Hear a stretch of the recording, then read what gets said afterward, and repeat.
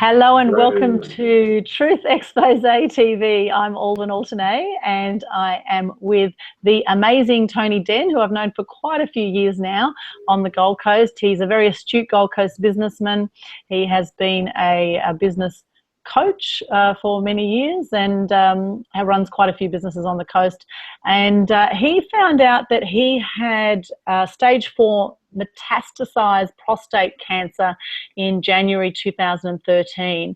And we're going to talk today about living with prostate cancer, facts about it, how to tell someone you have cancer, and how to talk to someone who has told you they have cancer. And he's currently writing the Grim Reaper's Guide to Living with Cancer as well. Hello and welcome, Tony. Hi, Aldwyn. Thanks for having me. Thank you so much for joining us here today. And I can just imagine one of the most horrific things you could ever experience in life, I would say, would be being told that you have cancer. How did you first find out about it? We've just lost connection. Oh, okay. Yep, you're back. You're back. I'm back now. Okay, so yeah. how I found out was on my 54th birthday, we went out for drinks, and at the end of the night, I had 3 or 4, and had a lot of pain in my bladder.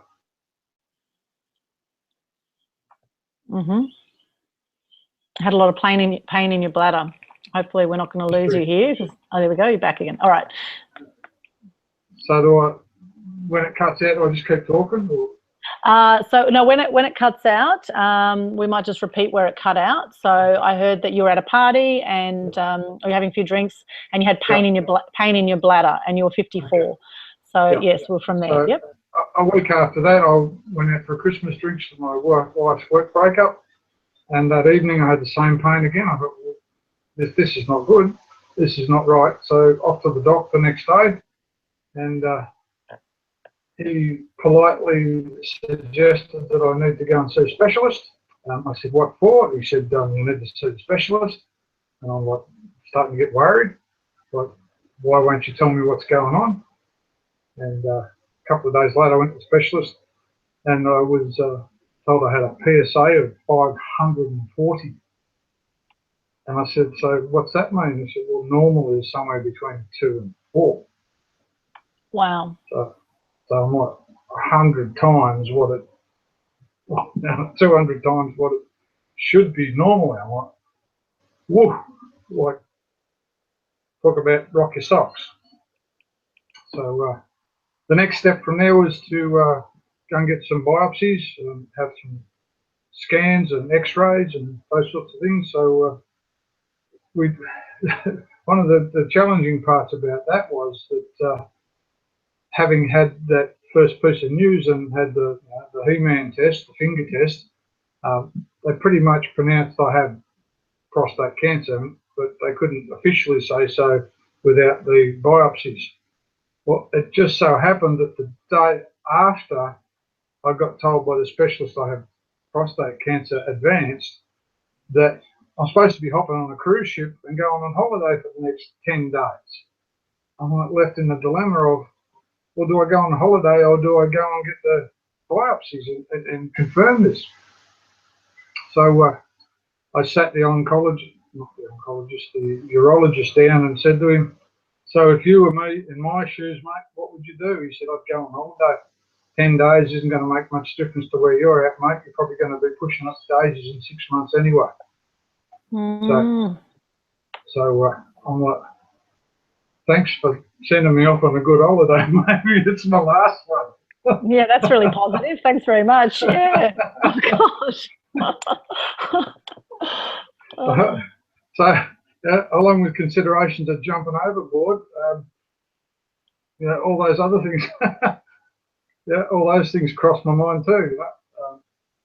Like, why? Why me? Why now? Why this much? Why nothing I can do about it? Anyhow, so I come back from holiday, went in for all the tests, did the biopsies. They took 12 biopsies, and all 12 were, if you know anything about the way they grade cancer, there's a thing called the Gleason grade. It's a score out of 9. and each of the 12 biopsies scored an 8 or 9 out of 9, which basically says it's as bad as it can get. All the x-rays and stuff showed that the prostate was like 98% cancerous. The testicles were cancerous. It was growing up into my kidney, into my bladder, in my groin, in the vesicles that feed the prostate, and in all the lymph nodes that are up through my chest. So pretty much they said to me, we're surprised it's not in your bones. Yeah. And I said, so what do I do about it? And I said, well, if you do nothing, you're pretty much going to be pushing up the daisies in 6 to 12 months. And even with the medications that we have available, you've got maybe 2 years. You've got an 80% chance of 2 years and 20% chance of living beyond that, depending on how well you take to the medication that we've got. So I suppose one thing was in my favour is that historically, the younger you are when you get prostate cancer, the more typical you are to get the aggressive type of prostate cancer. But the opposite of that is that the more aggressive prostate cancer is more susceptible to the medications that they give it. In other words, the probability of slowing it down is higher than if you get a lower grade of prostate cancer. The medication works less effective on the lower grade cancers, on the less aggressive ones. So it was bad news and good news in the same pot. Wow, and here we are nearly 4 years on from 2030, yeah, nearly three and a half years on. So they said 2 years. They gave you 2 years back then. And here we are 3.5 years on. And actually, you know, you've been in a great state of mind. We've seen each other quite a bit with different landmark courses and things we've been doing. Yep. And, you know, I would say that you're looking healthier now than you did a few years ago even. So, yeah, I am. I do. And that's no special diet. But you know, I don't eat terrible. I don't eat hamburgers every day and all that sort of thing. And I've tried the vegan diets and the beetroot juice and you name it. I've tried the damn stuff. Find none of it makes any difference. And scientifically, I've looked in a whole bunch of it, and there's no scientific evidence behind 99% of it. The thing that really bothered me, which is sort of kicked me in the arse to start writing this book about how to live with cancer, how to really live while you've got cancer on board, is that I learnt that the suicide rate for people who've been given a terminal diagnosis is 4 times the national average. wow. Now that scared me more than the cancer diagnosis. I thought, if the cancer doesn't get me, I'm going to get myself. Like, what hope's the bloke got? Wow. Yeah. So, wow. so rocky road the first 6 months. I recognised about 12 months into the journey that I'd been operating from complete despair. I was very angry. Angry at the world, wanted the world to stop so I could get off it. Wondering why and who how many Chinamen I'd kicked, such that I got dealt this cruel blow, a double blow. And I call it a double blow because the only way to keep me here was to actually take away my maleness. The hormone therapy strips out the testosterone, and the human body actually needs testosterone to function properly. It needs it to keep your bone strength up and your muscle strength up. So the only way to stall this insidious bastard prostate cancer is to deprive it of its food stuff, and its food stuff is testosterone. So you're looking at a male, and I refer to myself as Tony with an I. I've had the maleness removed. Interesting. And how has that been for you? You grew up with a few sisters too, or, you know, so are you feeling more like your sisters every day, or you know, how's it been for you? Has it changed your personality in any way, apart from, I guess, the physical changes? How has that been for you, that process? And what is this hormone therapy? What does it look like? Do you get injections? Do you take tablets? What is involved in this process? In the first round of it, I was given an injection in my belly, in the fat part of the lower part of the belly. That's a slow release injection. It releases over 3 months. And I was also given 2 lots of tablets, one to take one morning and night, and the other one to take 2 in the morning and 2 at night. And the side effects of those were just terrible, just horrible.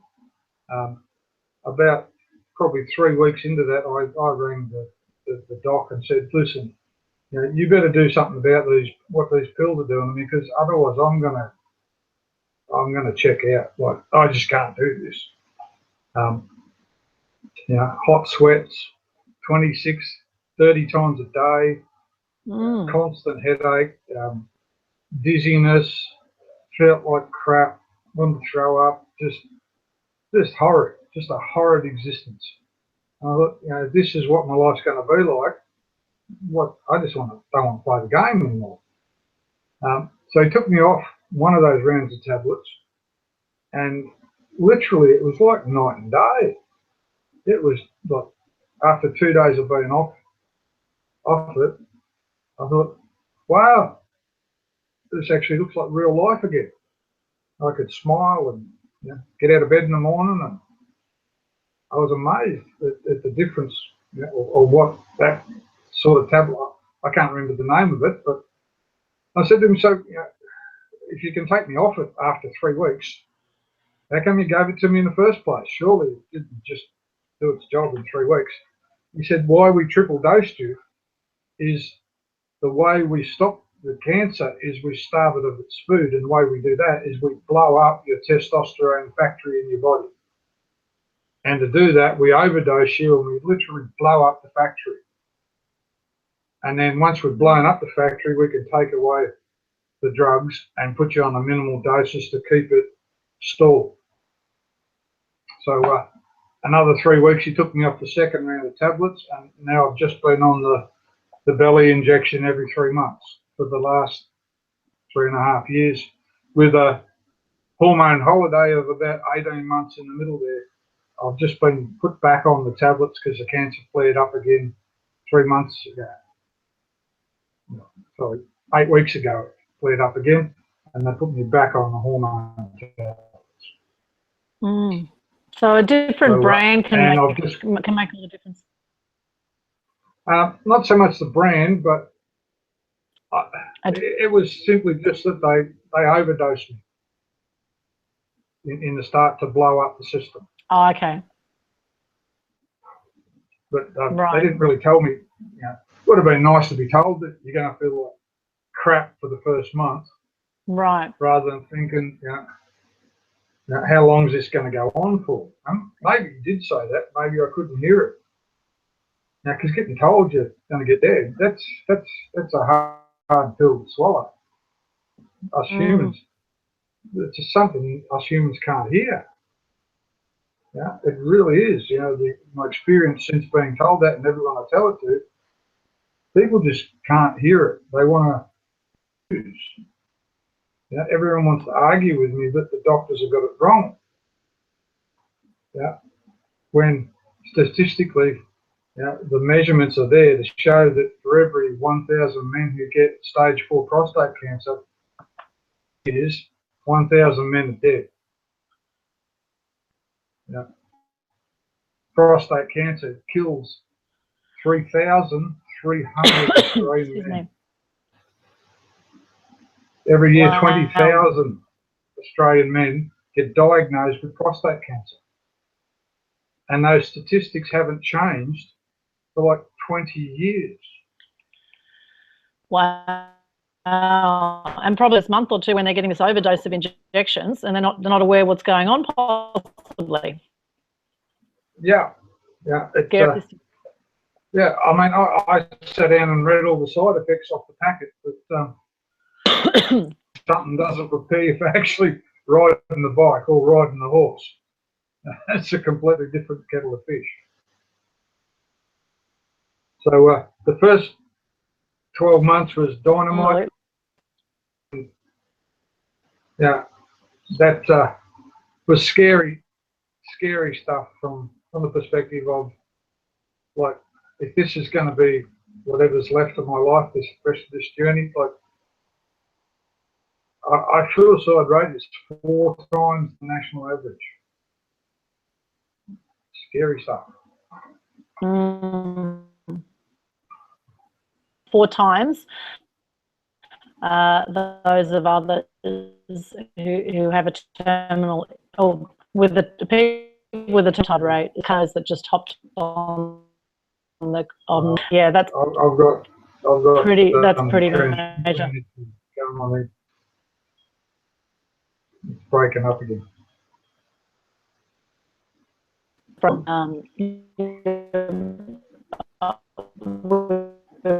back right now, guys. If you the wonders of the internet. Yeah, a whole lot of technology. That's right, the wonders of the internet. So now you mentioned the cancer just came back recently. Did you feel some pain, or did you get around that? How do you know you've got cancer? How do you, like you, as you said, you had pain initially in your bladder, but when it came back again recently, did you feel pain, or what happened? No pain, just regular checkups. I go currently I'm going every 6 weeks back to the oncologist to get my PSA reading and have a discussion with him about what's going on in the next 6 weeks. I had been taken, like the PSA, the hormone therapy brought the PSA from 540 6 months down to about 97. Inside the next 6 months, it brought it down to 0.12. It from 540 to 0.12 inside 12 months. Wow. 0.12 is a very small reading. My oncologist explained to me a bit like this. It's a bit like if you compared the cancer cells to like different coloured Smarties floating around in your body. We've killed the yellow ones off, we've killed the green ones off, we've killed the red ones off, but the brown buggers are still there. Kill them off, cover them of their food, and they just get parked on the side of the road. I was thinking, well, okay, that's good. How long can we keep them parked on the side of the road? He said, we don't really have an answer for that, other than to say it might be 18 months, it might be 3 years, but eventually they'll get hungry enough and your body will figure out that we've depleted it of testosterone, and your body will start manufacturing testosterone via other means. So rather than the testicles have been taken out of action, my body has now started to produce testosterone by my fat cells, and from my liver is producing testosterone. So, and here's a real kick in the ass. That after some amount of time, the cancer cells themselves, some of them. Oh, I'm listening to myself talk here on this internet. I'm probably nuts. You're getting feedback, through your Yeah, I'm just talking to myself. It's gone now. And as well as my body starting to manufacture testosterone. I've got the echo back again. Okay. Technology. I can't hear it here at all. You could try unplugging your headset and just speak into your laptop if you want. It might be something there. We'll try that. Does that work? Okay. Yeah, just speak. Oh, that's worse. That is worse. Oh my goodness. Oh, there we go. It stopped. Thanks for being patient with us. If you're on this, show right now, we're in Mercury retrograde and we have technological issues. Thank goodness we are all very patient. And oh, there we go. That sounds okay here. Okay. So how does it sound?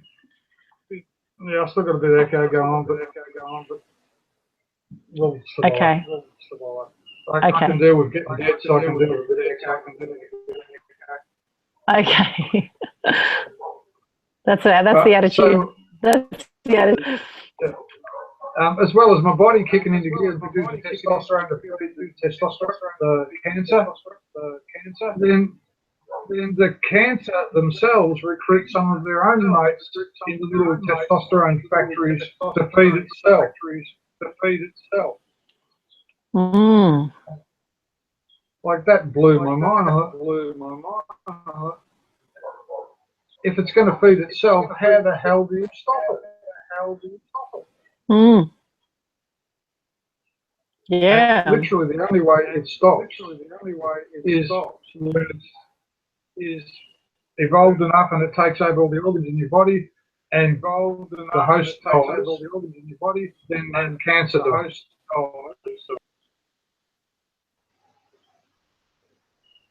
And that's what they call the life. And the life of stage 4 prostate cancer is 6 years. 6 years. Is that the longest someone has lived with stage 4 prostate cancer, or is that an average? That's right. Well, that's the median average of for every 1,000 men who get stage 4, 1,000 men are dead in 6 years. Wow.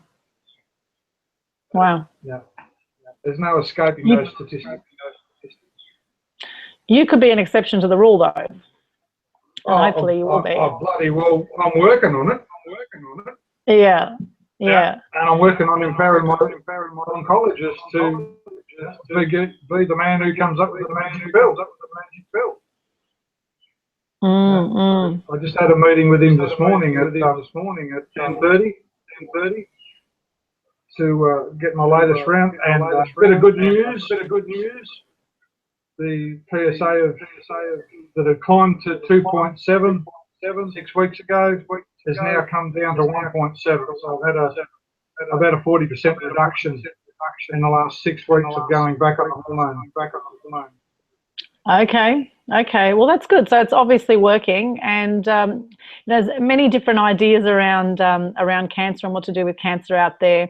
I heard Don Tolman years ago say more people die from the treatment of cancer than cancer itself. I think he was talking about chemotherapy. And then there's documentaries out there like Cancer, the Forbidden Cures, which I found very interesting. There are a whole lot of documentaries out there saying that they have over the years, and that they've been shut down by pharmaceutical companies, etc. Now, I know you've had a lot of people giving you all sorts of different ideas around what to do with your prostate cancer. Have you done your own, a lot of your own research into what's out there? Have you tried some alternative therapies? I guess what's your journey been like as far as looking at different cures and ways to treat it? Like any human who's told they got cancer is going to get died or dead. The real challenge is like how do I stop it? So I've been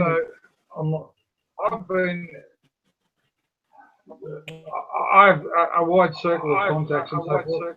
So I've told everybody that I have cancer, in the view that maybe someone can bring an idea to my table, and I can review it. I've researched as far as I can on Google, the amount of bullshit and rabbit holes. I've been to see physiologists. I've been to see this Russian guy who had a machine diagnoses 200 different things and told me what I've got and what I should take to fix it. I've been to spiritual healers. I've been to. I've investigated heat therapy, oxygen therapy, bicarb soda, beetroot juice, mushrooms, magic mushrooms, the other marijuana, all of that. Medical marijuana. Yeah. Now, while some of it may have some effect on some cancers, prostate cancer is unique and very specific. Right? Prostate cancer, there's a lot of stuff like the Don Palmer says, cancer feeds on oxygen. Well, so do normal healthy cells. So if you take the oxygen away, or you flood them with oxygen, you're not actually just affecting the cancer cells. You're doing the same thing as chemotherapy is doing. You're affecting all of the cells. The challenge with chemo is, and a lot of the old information is about the old styles of chemo, where they only had 2 or 3 different types of chemo, and we have 300 different types of cancer. So it's like trying to pick a needle in a haystack. Trying to hit. So they just used to do what they did to me with the hormone drugs in the beginning. They just overload you, blow it out of the water. Yeah? And then stop it before it kills you. Unfortunately for a lot of people, it kills them. But the probability is that the cancer would have got them anyway. Right.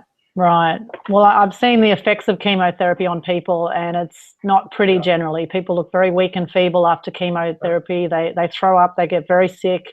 They get very thin. It's really awful to see people go through that process. I got a mate who had throat cancer, and they put him on the chemo, and for like 16 weeks or something, he was like death warmed up. Yeah, but with the chemo and a bit of radiation, it's all gone now, and he's living a full, active, healthy life. Okay. Which is a whole different experience to 10 years ago, where they didn't have the technology to actually, they knew what they should have been doing, but they didn't have the technology to actually do it. 10 years ago with prostate cancer, they used to radiation and literally burn a second arsehole trying to get at it. Nowadays, they're targeting so much better. And their readings of what they're actually shooting at, they can actually kill prostate cancers with radiotherapy. Okay. And how do people get prostate cancer in the first place? Is there anything that specifically leads to it? Is it genetic? What can people do to avoid getting prostate cancer? The short answer is nothing can be done to avoid it. Statistically, if you're a male and you live to be 100, you will have cancer in your prostate. Wow. Yeah. So the test, the age where you really start to kick in is from 50 on. About 2 men in 1,000 from age 40 get it. At age 50, 12 men in 1,000. At age 60, 24 men in 1,000. At age 70, 7 men in 1,000. Like 48 men in 1,000. Wow. So it increases as you get older normally. Yeah. And only men have a prostate, so women don't need to fear this. Other than if your man gets prostate cancer, he's going to be an angry bastard. Right. Because the biggest challenge with cancer is getting this thing to this thing to play right, right? Because cancer isn't actually. Cancer you're cutting in and out a little bit there, Tony. Actually an illness. Right. Yeah. It's not a sickness. Right. One thing I'll share with you, if you're listening to this and you're dealing with cancer, it really helped me come to terms with it. Is see this thing growing on my head? That's a growth on my body. It is cancer, which is a growth in my body. Mm-hmm. Every 6 weeks I go to the barber and get this. Every 6 weeks I go to the oncologist and get my cancer tended to. In between, I don't give a thought. Now, it might cross my mind just like, oh, my hair's out of place. And with the cancer, I go, oh, so I've got cancer, so what? Get on with the day.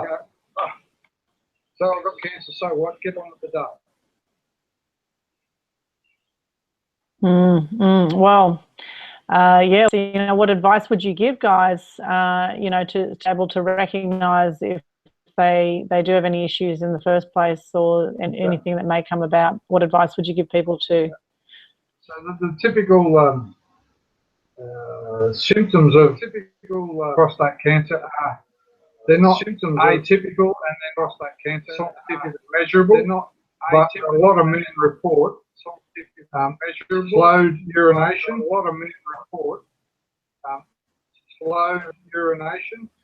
Slow urination. Yep. And for me, I thought I was just getting older, and the flow had slowed, but it was the flow had slowed. The prostate had actually gone hard from the cancer, which had squeezed the urine tube. Interesting. And just to give you a bit of anatomy training, the urine tube in the male goes right through the middle of your prostate. So as it gets bigger or squeezes, it squeezes on the tube, it slows the flow. But if you just got slowed flow, it doesn't mean you've got cancer. Because the prostate is the only organ in the human body that continues to grow across your lifetime. Wow. So as you get older, as a male gets older, the prostate grows and squeezes on the urine tube. It doesn't mean you got cancer, but yeah, if you got slowed flow, you might want to get checked for cancer. So that's the number one typical symptom. The other symptom I had for 18 months before was a lower back pain that I couldn't explain. Yeah, it was like I'd lifted someone's piano and stretched the back, and I had done nothing of the sort. Yeah, and it was there constantly for 18 months. I went to the doc about it. Yeah, I went to chiropractor. I went to osteo. I went to physio. I went to another doctor about it. Another physio. I went to massage people. Crazy. Yeah. We took a holiday to Thailand. I even went to Thailand people and asked them and it's something that really was a bit, in my world, weird. In Thailand, they told me I had men's that really was a bit, in my world, weird. In Thailand, men's issues was like I had men's. What does that mean? And because of the language barrier, I couldn't get anything more of it. And then after I got diagnosed and I learned about prostates, so that only men have prostates, I'm like, men's issues. Men's issues. Before that, I didn't know only men had prostates. I didn't know where the prostate was. I didn't know what the prostate did. I didn't know what could go wrong with it. I didn't know whether you could get it cut out and not need it, or whether you need it, or I knew nothing about it. Now, my brother had rung me up a year before and told me that he'd had his prostate cut out. And I went, oh, good on you. It made no difference. Yeah. And here I am, 18 months after he told me that he's cut out. I've got advanced prostate cancer and I'm going to get sick. Wow. Just bewilderment. And how did that conversation go? So we're going to talk. We mentioned on this show about how to talk to people and let them know that you have cancer. And how did the conversation? How did it go for you? How did you go about letting people know about that? And how hard was that? Very hard. In the first part, I thought this is going to be bloody difficult. I took an attitude, I'm just going to get on the megaphone and start talking about it, and take whatever I get. What I found was, and it really blew me away. I went to see an old mate that I'd worked with before, he's similar age, and I thought, oh, I better warn him, make sure he got himself checked. I'm standing at his front letterbox, leaning on his car, and a friend of his, a woman pulled up, and he introduced me to her, and he said, Tony's just come and told me you got cancer. You should get your husband checked. She went, you can't tell me that. I'm upset. And I'm like, I'm the one who's got cancer, and you're upset.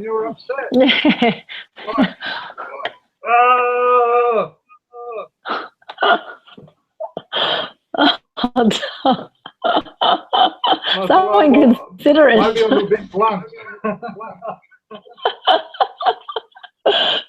And then I remember training that I got, that human beings can't hear if you're going to get dead. We just can't hear it. We don't want to hear it. We don't want to know it. The survival mechanism is designed to have us not get dead. Yes. It's been a weird trip. Well, it's inevitable that we're all going to die at some point. You know, death is inevitable, and every day is taking us closer to that point. I guess it's a matter of, you know, everyone. Well, some people say, you know, your time's up when your time's up. You hear that quite a lot. What's your philosophy on that? Do you think your time's up when your time's up? I can't argue with it. With the statement that everyone's going to get dead, because there's only one bloke who's ever claimed to have come back from there. And we can't validate that. No, we can't validate. No, Jesus coming back from the dead. No, we can't. There's books out there saying Jesus didn't even exist. But anyway, that's another story. More stories on stories on stories. Yes. On drugs. Yeah. But anyway, Maybe. the difference is between, we're all going to get dead, is that if you look at it from this way, every one of us, when you get born, you're given a life ticket. At age 54, I had a use-by-date stamp on my life ticket. This life must be used by 2019. No more. Do not pass go. Do not collect $200. Do not go any further. Now that's a whole different thing to I might die someday. Sure. I don't. If I'm going to die someday, one day, I don't have to face up to that. But I've had a date stamped on my use by my life ticket by professionals who are skilled and schooled and educated by a society to say that pretty much that's what's going to happen. That's a predictable future. So I might try to argue with that and waste what time I've got left chasing the rabbits down holes and looking for some missing cure. Or do I get on living the day today? Well, get on with living now. And for me, that was a simple choice. Get on with living now. Sure. There Be is present no in the moment. tomorrow.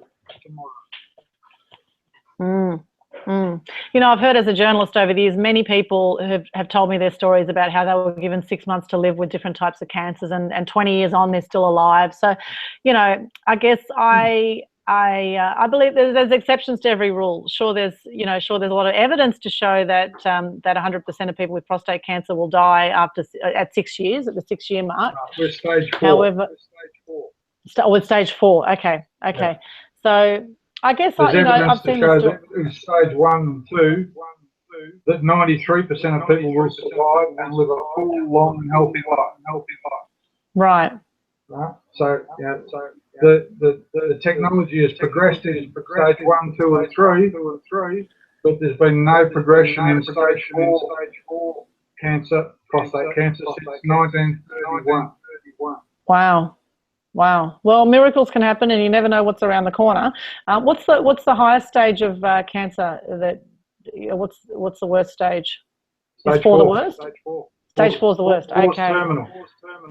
They can't do anything about it. Is there anything you could have done earlier on to to stop it from getting to stage 4 earlier on if you picked it up earlier? Yeah. Well, potentially, if you get diagnosed real early, 1 or 2 spots that are still contained within the prostate, they can burn them out or cut your prostate out, or put you on a watch and wait, because the reality is that 75% of people who get prostate cancer, they get the low growing cancer, and will live a full and healthy life with no drugs, no intervention, and they'll get to the average 75, 77, 79, die of a heart attack, lung disease, or something else.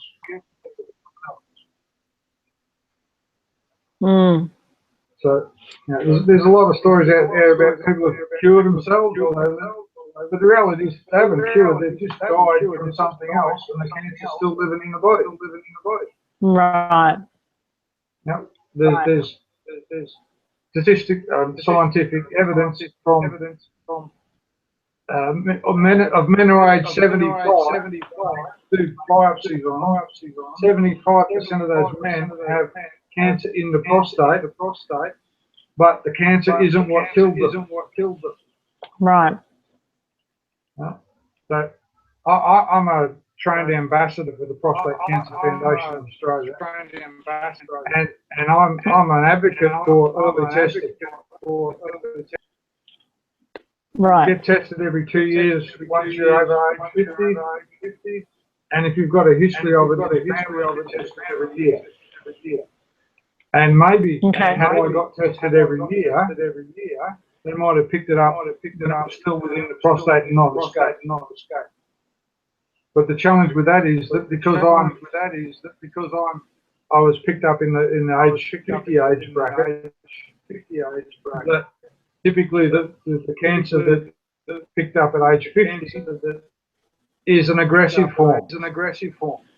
Because at age 50 I got a test and my prostate was normal.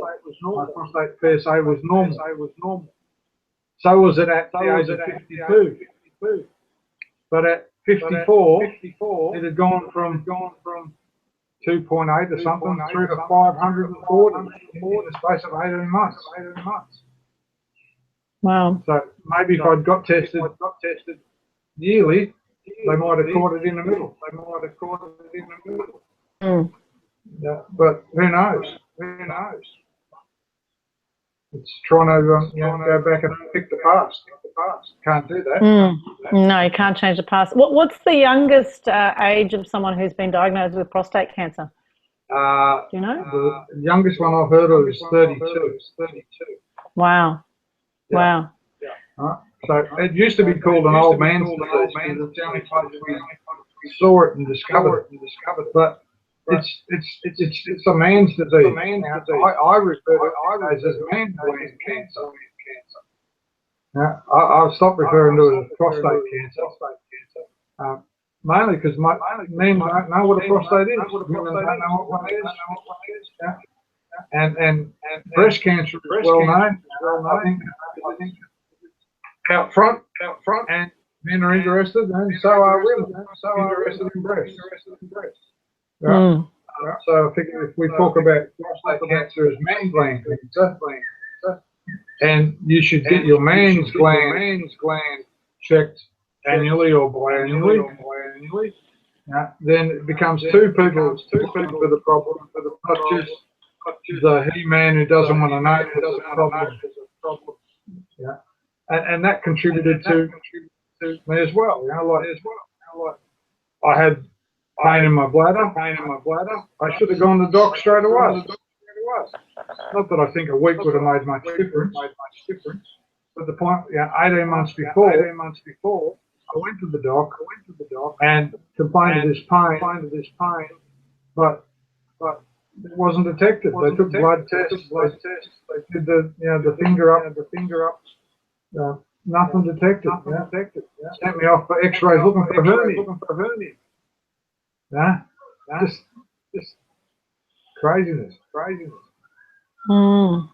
So let's go back to you were diagnosed with cancer. So you told your brother about it. What happened when you told other people about it? How did they deal with it? And how would you recommend people deal with being told that someone has got cancer? You know, what are the best ways to go about this, and how did you go about it? So the first thing I'd say that, and what I've written in my book, the Grim Reaper's Guide to Living with Cancer, which is a bit of a provocative title. The moment you get told you've got a terminal disease, you're knocking on, it's like the Grim Reaper's knocking on your door. So, how do I live powerfully in the face of him knocking on the door every 6 weeks, telling me whether I have or haven't? The cancer's escaped and I'm going to be joining him soon. So, the best way is to actually do a bit of research, not into how you can fix it or cure it, but to understand what cancer actually is. Understand what a prostate is. Understand whatever that thing is that you've got actually is. Because if you've got the knowledge of what's actually really going on for you, then when someone tells you that they can cure you with apricot pips, you're able to go, I've looked into that, I've studied that, and I cannot find any empirical evidence to suggest that what you're telling me has any basis of reality. There are thousands of mythical cancer cures out there. And besides actually being told you're going to get dead, the worst part of this journey has been the thousands of people who send me down rabbit holes that have no end. They have no evidence. Right? And when I talk evidence, I'm talking about triple blind tests. Okay. There's lots of people who apply some substance, 28 people and 14 people get some relief. Yeah. Well, you've got to back that up against the placebo. Give 14 of 28 people sugar pill and see if you get the same numbers.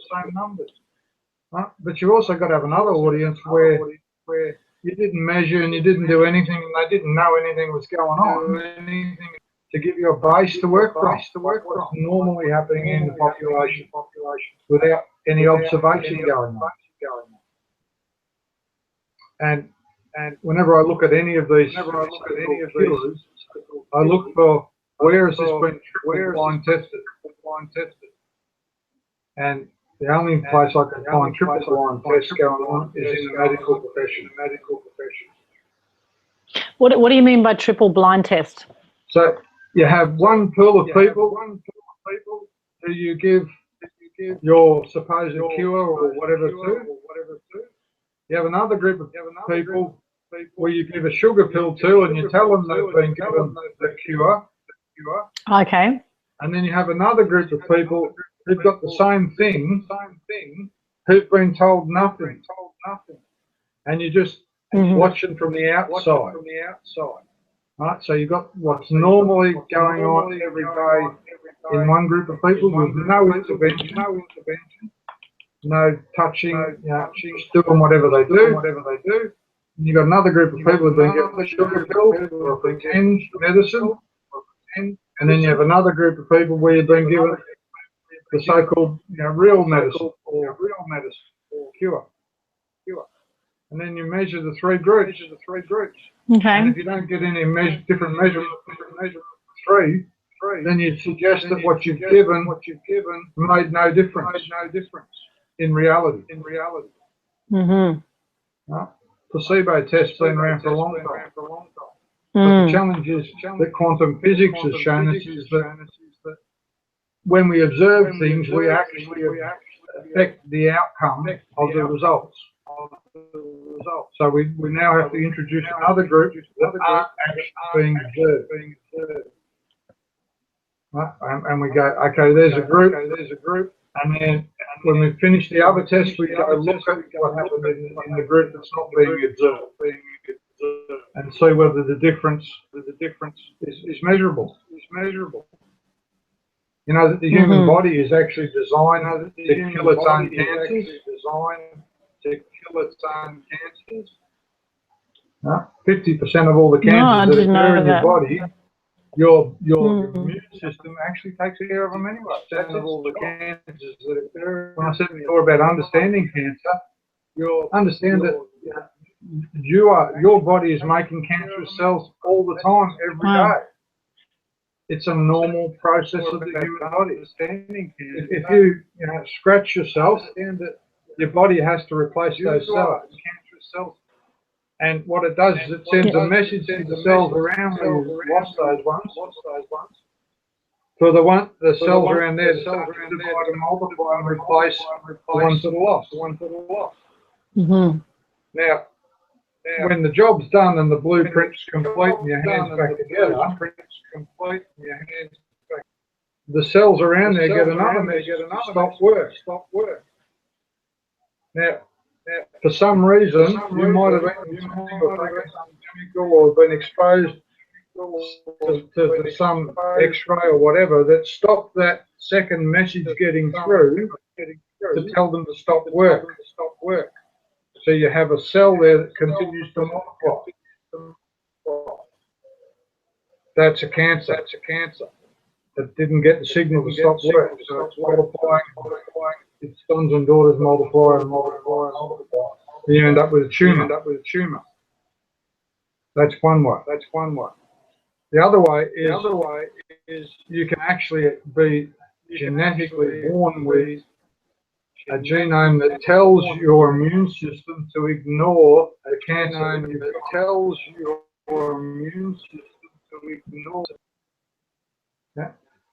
And typically when you've got stage 4 cancer, and you've got it in your family, like I've got my brother's got it, it suggests that I was born with a genome that tells my body, my immune system, ignore prostate cancer.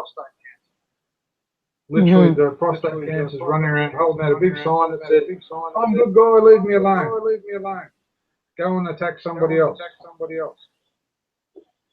And consequently, the cancer just goes to town, grows, spreads, metastasizes, and metastasizes simply moves out beyond its original source. Drops into the bloodstream and attaches itself somewhere else in your body. Wow. I have prostate cancer in my lymph node. I don't have lymph node cancer. Wow, that's prostate really cancer interesting. in my lymph node. And prostate what is the kidney? Wow, what is prostate for those that don't know? We didn't actually cover that in the beginning, so let's cover it now. What is prostate for those that don't know watching this? Well, we have to do this is the sealed section now. This is the sealed section in Cleo for this discussion. Yes. So much. The sealed section. Okay, this is a triple X-ray section. Okay, what is a prostate? X-ray version now. prostate produces the white ejaculation fluid that a man ejaculates at when you're having sexual masturbation. Oh. It's like 99% of that stuff that comes, the white stuff that comes out. Okay, the little swimmers, I call them. Well, the swimmers live in the white fluid. Uh-huh. Okay. The swimmers are produced by your testicles. And the white fluid is what they get carried in. The white fluid is produced by your prostate. Right? Okay. And you have little vesicles about the size of your testicles sit above your prostate, left and right, that squirt stuff into the prostate to make it work and shoot the white stuff out. Mm. Yeah? Wow. And okay. the sperm is carried inside that white stuff. Okay. Okay. So you take out the prostate, and there's no more white stuff to shoot out. Right. Yeah, but for you, there's no point doing that because your prostate, your cancer's already metastasized or spread to other parts of the body now, so there's no point actually cutting it out. Cutting the prostate out. And ovarian cancer is very big for women now too. It seems that's really on. It seems to be growing, literally growing, and prostate cancer you're hearing a lot more about lately as well. I wonder how prevalent ovarian cancer is versus prostate cancer. Is it just as big an issue for women? Yeah, I went to a symposium on prostate and ovarian cancer 18 months ago. And my understanding is it's just behind, in numbers of the population, just behind breast cancer. The second biggest killer in women. Wow. And just on numbers, prostate cancer actually kills more men in Australia than breast cancer kills women. No, I didn't know that. In the community, it's thought that breast cancer is the biggest killer. How interesting. Well, that's a marketing exercise. Yeah. And people like breasts, right? Well, men and women like breasts. Yes. And they're out front. Like the prostate's hidden and not talked about. And we have this he-man homosexual issue about getting a finger up your bum to get tested. Yeah. Yeah, whereas boobs are out there everywhere, it seems. Yeah. Absolutely, and the more you get them out, the better, us blokes. Yeah. and I used to say. Right. So any other tips for people how to go about talking to people once they know they've got cancer, or how best to respond once you hear somebody's got cancer? Any other tips around that? Yeah. My suggestion is once you understand what you're actually dealing with, go and have a chat with them on purpose. Don't just bring it up over the dinner table, blurt it out. Just go and have a one-on-one cup of coffee. So listen, I got some not good news, and would it be okay if I come and talk to you about it? But before you do that, make sure you cry in the sink. The emotions just take over. I can recall bawling and howling that I didn't want to die. Yeah. And literally just collapsing in tears and frustration and annoyance. Like, why? How come? All of that. Like, there's a bit of pain in my body, but how does that mean I'm going to die? And what is it to die? I took myself down and had down the road there and had a walk around a funeral home. just to go, okay, like get myself familiar with what is this feeling called getting dead? Yeah, I never went to school to learn how to get dead. What do you do? Which way do you go? So that inspired me to a bit about that. Grim Reaper's Guide to Living with Cancer. Yeah. Yeah, how to kick the Grim Reaper's ass. Part of the book. I'm also putting together a membership site for those who find the balls to talk about it. And I think that's the key to it. Is finding whatever it takes to talk about it. Because if you try and deal with this bastard on your own, Grim Reaper will get you. Bottling it up. And I wonder what emotions are linked to prostate. You know, like Louise Hay's, you know, You Can Heal Your Life book. She talks about the emotions behind different ailments or illnesses in the body or disease in the body. I wonder what the emotion is behind prostate. Have you looked into that? I recall something of looking into that, and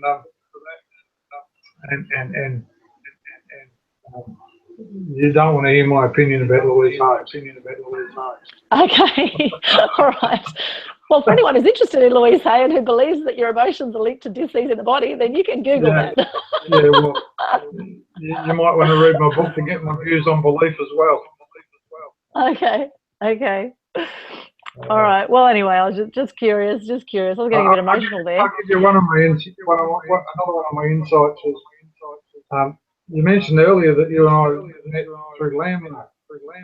In one of those courses, I think it was the sex and intimacy course.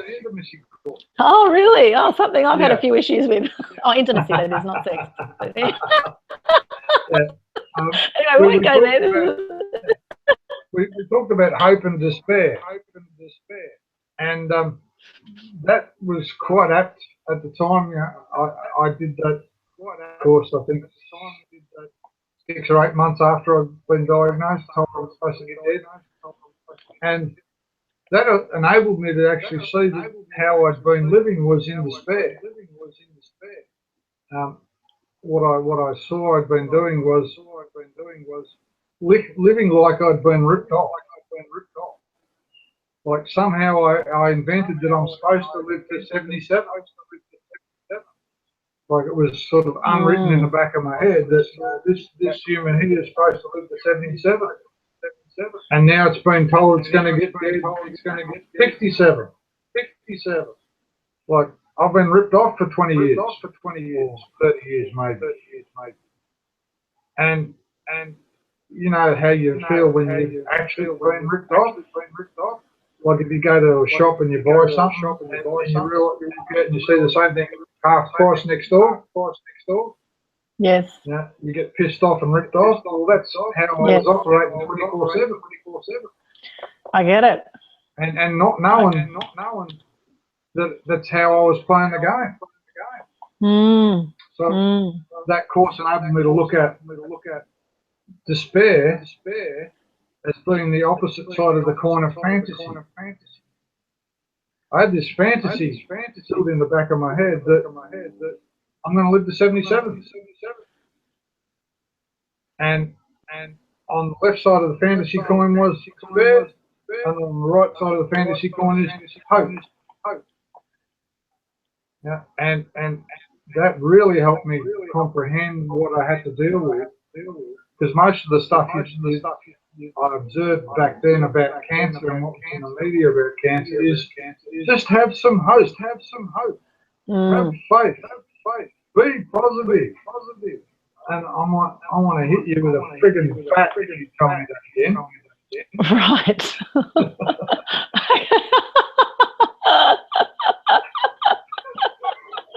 It's like you bloody deal with this. I was so in despair. If you wanted to hit me with hope, it was like you were hitting me with a bat and I wanted to hit you back.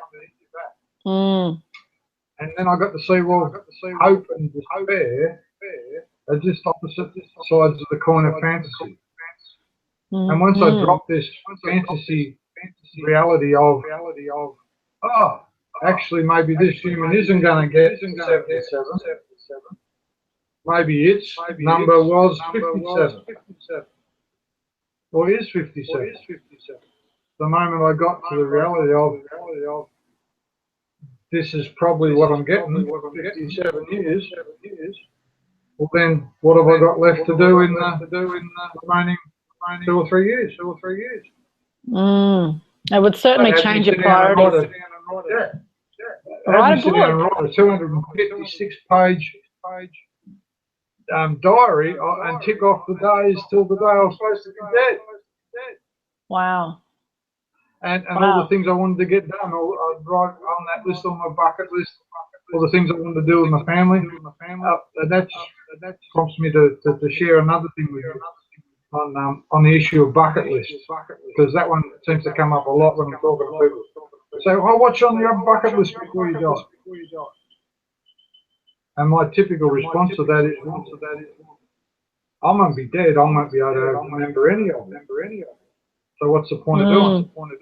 And then I went, but there'd be people living in my family who are still living after I'm gone.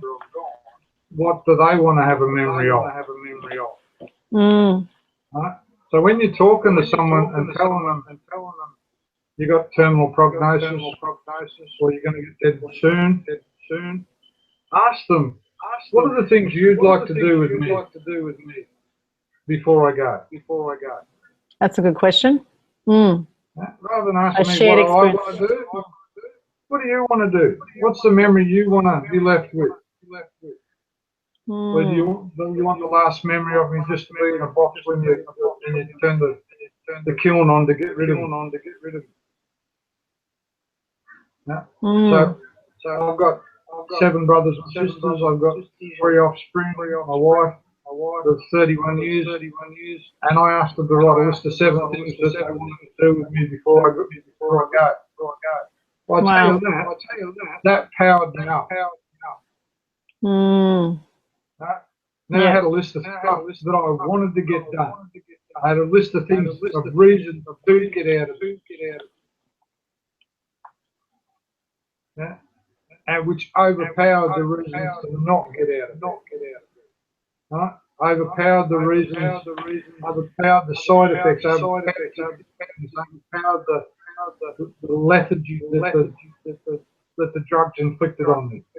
Yeah, overpowered the lack of stamina that my muscles don't have anymore. Yeah, I climb 2 flights of stairs now. I've got to sit down. Yeah, it's just the crap this drugs have caused, the havoc it's wreaked in my body. It's just nightmarish. Now, that's enough doom, gloom, and despair, Aldwyn. Oh my goodness! Look, I tell you, geez. I mean, it's just really, it would be just so heartbreaking being told you've got a terminal illness, and it just reminded me of a girlfriend of mine. You know, she was the most beautiful girl, so outgoing.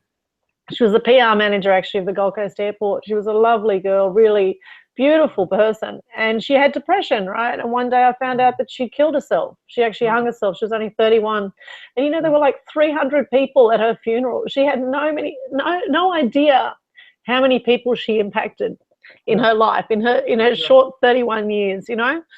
And since then, I had another friend that killed themselves, and you know, it happens all the time. People taking their own lives that don't see a will to live. And you don't realize the people you impact, and I guess it is those closest to you. When you look at it, when you kind of flip it, and you know, I love that whole idea of, you know, what do you want to do with me? What experiences do you want to have? How do you want to remember me? You know, and it's something that whether you've got a terminal illness or not, one day we're all going to die, and it could be tomorrow. I could walk out on the street, get hit by a car tomorrow. It could happen at any moment. And I guess the thing is this really brings it to the fore, and it kind of, I guess, would fast track it for you. You know, whether you believe the statistics or not, you know, one day you are going to die. If you've got a terminal illness, it's likely you'll die quicker than you would under normal circumstances. And I think that's a really, you know, really great way to look at things and look at how, you know, the memories you leave for those closest to you. And so can you tell us a bit, we do need to wrap up soon, and I'd love to just keep chatting with you. Just tell us a bit about the Grim Reaper's Guide to Living with Cancer, and, you know, why you decided to do that guide, and what sort of things it's going to have in it. Yep.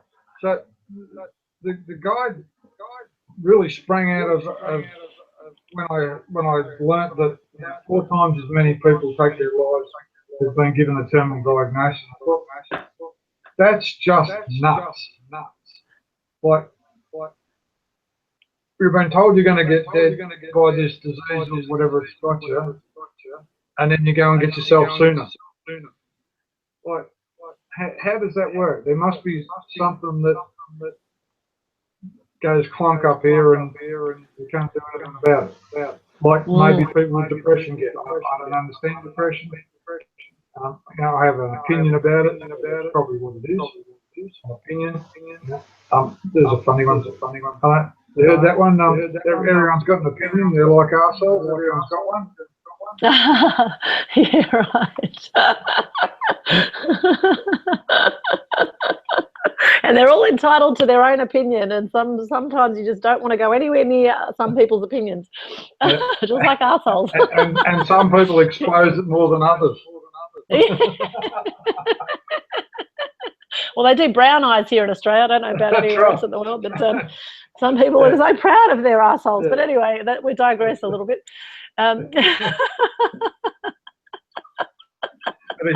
We digress. I wanted to catch up on something you said before about heartbreak. It's another insight that I've had. You know, you can break your heart 1,000 times over, and your heart won't break. Isn't that interesting? Yes, it's an interesting term, isn't it? Heartbreak. It's a term. And I can tell you, in 57 years of living, I've never had any news that's broken my heart more than being told I'm going to get dead. I literally screamed and howled at the moon. I went and did a course where I cried and howled for 3 days that I didn't want to get dead. It was just nightmarish. Yeah. And the process of allowing my heart to break and getting that it actually doesn't break. It's just an emotional heartbreak. And allowing that to happen over and over again. It's like the heartbreak of grief. I assimilated to that. The only other time I felt heartbreak of that magnitude. When I lost my mother, and I didn't lose them. I know where they are. They're pushing up daisies and spring bar. But the heartbreak of a family member or your parent dying is just something humans should never have to go through. Well, this heartbreak is being told you're going to die. No human should do that. So that's what spurred me to action in becoming an ambassador for the Prostate Cancer Foundation. To get the message out to men, idiot men like me who don't listen, who don't go to the doctor, who think they're invincible. You're not. Cancer doesn't care who you are, what colour you are, what religion you believe in, how much faith you've got, or how much green veggies you eat. If it wants to get you, it'll get you. And nothing you can do to stop it. The point is to be man enough, woman enough to go, okay, I've been told I've got it. What's the most likely thing that's actually going to get rid of it or handle it for me? Yeah. I met. You talked about ovarian cancer before. No, I didn't meet. My wife met a friend the other day whose sister had ovarian cancer, and her and her husband are actually featured in the Gold Coast Bulletin a couple of weeks back. Now they went $500,000 in debt, chasing cures in Mexico and Germany and wherever else, trying to cure her. Eventually got shipped back from Spain in a box. Wow. Right. And died at about the time the medical predicted to die. Oh, wow. Yeah. Wow, that's sad. That the destroying of families, the destroying of heirlooms, by people who just feed on this need for survival. Right? Yeah. This inbuilt human need for survival to try any. When you've been told there's no hope of you surviving, your brain flips into, well, I might as well just try anything. But in the trying anything, you're going to destroy your family heirloom. You're going to leave those you leave behind in debt. For what purpose? Now, I met a guy who went to Germany, spent $1,000 to be microwaved. Wow. Went over there with 2 spots in his prostate, came back with 4. Oh, gosh. No. Just yeah. For everyone who tells me someone's been cured, I can pretty much quote you someone who's tried it and didn't get cured. Right. I've been literally 24/7, 365 since the day I got diagnosed, looking under every rock I can possibly find the cure to this thing. Yeah. Maybe the scientists have got it, because they're actually on immune therapy now. With the latest scientific DNA discoveries, they figured out that I carry a gene that tells the immune system to ignore that cancer. So now they can throw the millions of dollars that in the past have been said to be wasted, actually at the nub of the problem and look for how do we turn that gene on? So that the immune system will see the cancer and do the job it's designed to do. Mark my words. Inside 10 years, cancer will no longer be a killer. That's where we've got to. Now all the people say big pharma and big medical, and it's all been a waste of money. No, it's got us to this point where we now actually understand what's going on inside the body, and we can direct those funds to fixing those problems there. All the money in the past has been directed to find out where the problem actually is and what's really going on. It's only been figured out in pretty much the last 18 months to 2 years what cancer actually is. All the other stuff that's come beforehand has been based on what we thought cancer was.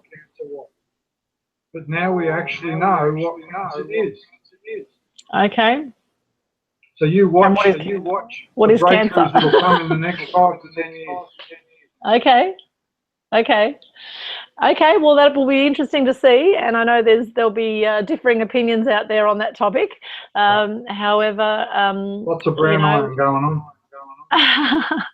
So, and everyone's entitled to their opinion. Do your own research, I suggest. Question everything. Look, I drink Coca-Cola. I'm going to get cancer. Well, what we do?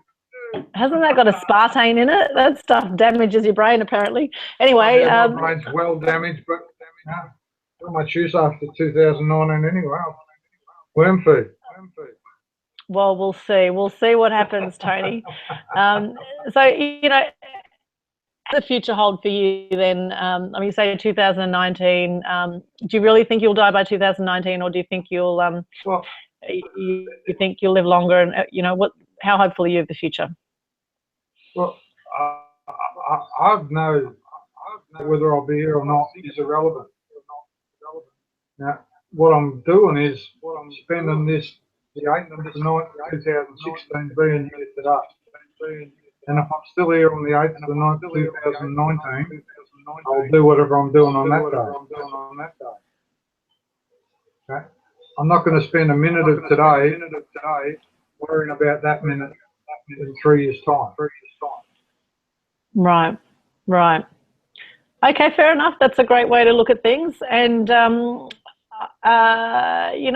what would you like people to be saying about you after you do die? What kind of legacy do you hope that people will, you know, what do you hope they'll be saying about you at your funeral or, you know, once you do die, which is, you know, I know it's not nice to think about this, but what sort of legacy would you like to leave besides the Grim Reaper's Guide to Living with Cancer, which is coming up very soon?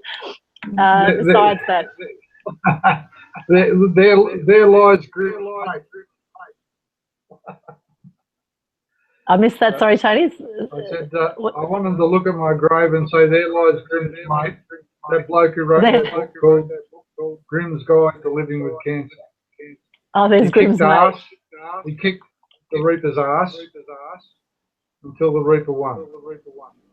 He kicked the Reaper's ass until the Reaper won. Nice, nice. I think that's a great way.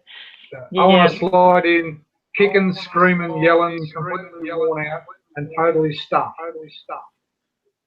Yeah, yeah. Well, it's the dash. You know that poem, "The Dash," about the race to the finish line. We never really know when the finish line is going to be there for any of us, and you know, dealing with a terminal illness must be incredibly hard. And I think you've got an awesome attitude about it, and you've really you know, moved through a lot of different spaces. I've seen you through in the last few years since you've been diagnosed with stage 4 metastasized prostate cancer in January 2013. 3.5 years on after you were given 2 years to live. Back then, you're still going strong. In fact, I think stronger than before. So, so you know, I really do wish the best for you, Tony. And I'm so grateful for your time today. We've gone well over time, and we could keep chatting for another hour and a bit, I'm sure. However, we do need to wrap up. So, any final comments you'd like to make, or anything you'd like to leave people with on this show? Yeah. So I'm putting together the Grim Reaper's Guide to Living with Cancer, and I've also launched a crowdfunding campaign to raise some funds to get that out, get it printed, get it published, and get it into medical waiting rooms all around the country. If you go to my Facebook page, which is the Grim Reaper's Guide to Living with Cancer, you'll find a link on there to my crowdfunding campaign, and you can pre-order a copy of the or 3 copies or 50 copies. So I encourage you to hop along there and pre-order yourself a copy. We're looking to have it published in October, and let's see how she flies. Fantastic. And where are the funds going to be going from that crowdfunding campaign, Tony? They'll be used to hire an editor and publisher to help you put it out so it looks professional. As you can probably hear from my grammar, I'm not the greatest with grammar and spelling and all that sort of stuff. And I'd like to have a certain level of professionalism about it. To build the website, to build the marketing funnel, and to actually publish copies of the guides so we can put them in medical waiting rooms around the country. Beautiful, and obviously help a lot more people out there who have prostate cancer, and help avoid or minimise the damage caused by prostate cancer by finding it early on before it gets to stage 4. And if it is at stage 4, make sure that you don't take yourself out by your own hand. Yes, absolutely. Yeah, your life is very valuable. You've beaten 2 million other swimmers to get to the finish line in the first place, to be born into this world, or something like that. Don't give up early. That's right. You're a special breed. You're watching this show right now. You're a very special human being, and you're one of a kind, and you are valued and wanted in this world and loved in this world, whether you know it right now or not. There will be people out there that have been impacted by your life and that will continue to be impacted by your life, and that are every day that you may not be aware of. You actually might get cancer and get to write a book about it, like I did. You could. That's true. That's true. Absolutely. You know, you never know what's around the corner and the lessons that come from that, and you know why we've been dealt the certain hands we've been dealt with in life. And you know, the thing is to, I guess, embrace life with both hands, no matter what life throws at you, no matter what challenges and obstacles come your way, to really embrace it, no matter what comes your way, and be able to deal with it powerfully. And that's something you've certainly done, Tony, and do every day. I'll leave you with the curveball of to ponder, which actually enabled me to come up with the name, the Grim Reaper's Guide, and that is that. Death invented life to give itself something to do. Ponder that one. Death invented life to give it something to do. Food for thought. Wow, that's a good one. I like that. I had another great quote. Heard another great quote the other day, and it was, "Sorry just feels pity. Compassion takes action." I really like that one as well. And I've certainly been feeling the compassion here today on Truth Xpose TV. And we haven't even talked about your business ventures today, Tony. You know, you run several businesses, and you're an amazing businessman on the coast as well. So you're juggling a lot of balls in the air, so to speak. And I'm looking forward to seeing. I might as well give that one a plug while I'm here. Get along to TonyDehn.com. Yes. Business coaching, entrepreneurs coaching. You need some team training. You need a bit of motivation in your workforce. Come along here. TonyDehn.com. TonyDehn.com. Check it out. And have you got a gift for people who go on that site? There's a free report there with my 7 trifectas of business success. Perfect. Fantastic. So make sure you get the free report. That'll lead you to building a very strong backbone in your business and ensuring that you come out the other end with profit. Awesome. Awesome. Well, I'll be hopping on there and grabbing my free copy after this, and look forward to seeing the journey with you and seeing the book. When is it due out? When are we going to see the book, Tony? October 31st. October 31st. Awesome. Okay, that'll be just after the... Jump on my crowdfunding and fund me up for it, the sooner I can get to that day. Fantastic. And how much are you aiming to raise in that crowdfunding campaign? About 25K. 25K. Okay, not a problem. I'm sure there'll be someone watching this show right now that's got 25K to throw at it. So invest in it, I should say. That's a better way to put it. If you have got 25, I'll talk business with you. Yes, absolutely. Yeah, absolutely. Look, thank you so much, Tony. It really has been an absolute pleasure to have you on the show today. Thank you for sharing your wisdom and for being the amazing guy you are in the world. And you know, I know that that you've made a big impact on my life, and you've always got something insightful to say for me and for others in our landmark group. We've done quite a few seminars together, and you've always been like a rock, and always a very solid person to run anything by. So thank you for that. And I'm getting emotional again. Anyway, life goes on, and we must make the most of every moment. And any final words, Tony, before we wrap up? Yeah, I'll leave you with my favourite saying. Any day above ground is a good one. Yeah, nice. Any day above ground is a good one. Love it. Take that to bed. Yeah, absolutely. Love it. Thank you so much, Tony.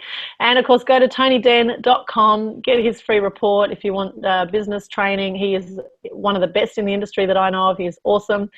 And you can connect with me personally on aaxpose.com or just Google my name, Aldwyn Altuney. Tony is also a great supporter of a charity event I've got coming up, the 10th Annual Animal Action Night, Inspiring Action. Yeah, Inspiring Action for Koalas, and you've donated a very generous business coaching session there worth, I think, $500. A fantastic session there that will be going with our raffle, and we're raising money for Wildcare and Friends of the Koala. So, you know, a great giving person you are too, Tony. Thank you very much for your prize for the event, and we will be rocking along. For anyone watching this show right now, if you've enjoyed it, please like it, comment, subscribe to the YouTube channel Aldwyn Altuney, share the love, let others know about what you've heard. And if you know anyone at all living with cancer, make sure you get the Grim Reaper's Guide to Living with Cancer so that it can help smooth sail the whole process and really alleviate any heartache that might be there for yourself or for those close to you with that guide, and help deal with it powerfully. Thanks once again. Anything else, Tony? Enjoyed every moment of it. Thanks, Aldwyn. Awesome. Thank you so much, Tony. You're always the best. Cheers. Oh, thank you. Blessings. And love you too. And thank you so much. Thank you. And here's to stepping up, stepping out, and making the difference that you're here to make in the world if you're watching this. Thank you so much for your time today, and we'll catch you again soon. Bye for now. Cheers.